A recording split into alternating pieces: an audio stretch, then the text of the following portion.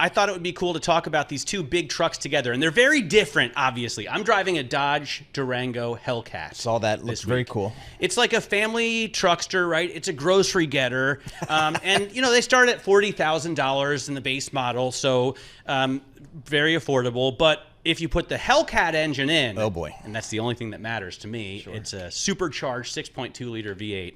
Then it costs $94,000, and actually you can get the price up to $110 pretty fast. So I absolutely love the car. I love superchargers. I love V8s. Yeah. But it's really all about the motor. It's not a terribly luxurious interior. The seats aren't super comfortable. I don't love the layout of the infotainment. It doesn't handle very well. I don't think the build quality is super high. It's just the supercharged motor that I care about. And I think for that, it's pretty expensive, maybe too expensive. But Hannah is driving like an ultra luxury truck, a BMW XM. Hannah, tell us about that. So I've got a few points to your supercharger motor. The BMW XM does have a V8 too. This is a twin turbo V8, and it's also paired with an electric motor. This is actually a hybrid. It gets 644 horsepower, so a little bit less than that Hellcat, but sort of comparable. Right, 710 for the Hellcat. Yeah. So close, but I have to say the XM costs a lot more. It starts at about $160,000 starting, and it goes up from there.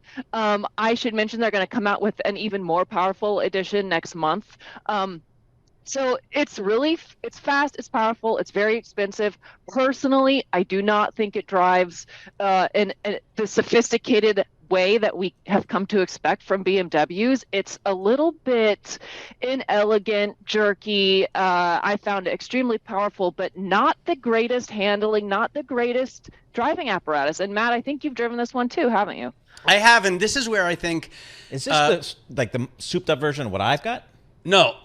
I have an X. You have an X, and this is the M version of the X. So actually, it's supposed to be the top of the line. Okay, but frankly, your car drives much smoother, much more sophisticated, much more elegant. And I know what Hannah's talking about because I've driven this XM before. When I first took it out of the garage in Chelsea, I noticed that the switch from electric to gas was pretty jerky. And the thing is, I think the XM and the Durango Hellcat, both of them need to be driven in anger for them to work right. And I don't know if you've been able to really wring it out, Hannah, but when I finally took the XM up to Bear Mountain and ripped it around turns at much higher speeds than are recommended, then it started to shine. I liked the anti-roll bar. I liked the suspension. But otherwise, when you're being just like a rich person driving around, there's no air suspension in that BMW. It just isn't nice.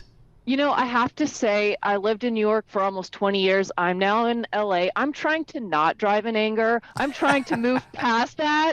And I love anger. Anger is my favorite emotion. But I'm trying to really, these are my LA years, and I don't want to have to drive my BMW in anger to have fun with it. I should also say the XM is huge. It's the same size as the X7, but it only seats 6 people. The X7 is a 7-passenger. The XM it only seats 5 people. The X7 seats 7, of course. This seats 5, so it's big. It's Matt, I think you used the word brutalist for how it looks. It's aggressive. I think it just looks a bit heavy-handed. So I like that. So when you tell me this is a 7 passenger car that only seats 5, my eyes light up. Because I'm 6'4", 210 pounds. Sure. I like that. Yes. That means there's more space. It's business class. That's what this car is. Well, there's a lot of space. Yeah, I think that's great, and I love the big grille. A lot of people would say it's ugly on the XM.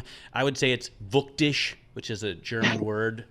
It's powerful. Its presence can't be ignored. The Dodge Durango Hellcat, on the other hand, you can easily overlook that vehicle. In fact, it feels much smaller in a lot of ways than my Challenger, which is only a 2-door. It's definitely thinner. The seats are not big enough for my butt, So, I think It's fairly small for an SUV, even though it's a 3-row vehicle. I don't know who's going to buy that thing, but the prices haven't come down dramatically. I feel like in the long run, both the BMW XM and the Durango Hellcat, they're going to depreciate like crazy. But the XM, certainly, because, Hannah, the BMW I really want to buy, and hopefully will at the beginning of next year, is a 2020 M760, and they started at 165 MSRP, but now I'm finding them 3 years old with 30,000 miles for 65. Oh. So they've depreciated like mad, and I feel like the XM would too, except for they're not going to make very many. No, they're not, and I have to say, even fewer of this XM label version coming, and I know I mentioned that before, but they're really kind of pushing it, I think, because they realized if this is supposed to be the most powerful BMW SUV ever made, and it is, they really need to like push the power even more, because if you're getting beat by Dodge, that's not a good look, is it? No. And by the way, that brings up another point, something that we spoke about on the podcast, and you said something where I was like, oh, now I get it. I've always wondered why Americans go to the Supercharger, and I love a Supercharger. Who doesn't? Yeah, sure. I think it's the best kind of forced induction. You get the power right at the very bottom of the rev range. And Europeans and Japanese have always gone with the turbochargers. I didn't know why, but you pointed out a pretty important reason, Hannah. Yeah, I have a theory, and I think it's actually backed up by science, that really European roads and for instance, Japanese roads tend to be smaller, more curvy. Obviously, these are smaller spaces, while American roads are big open highways, great for driving drag races, going fast in a straight line.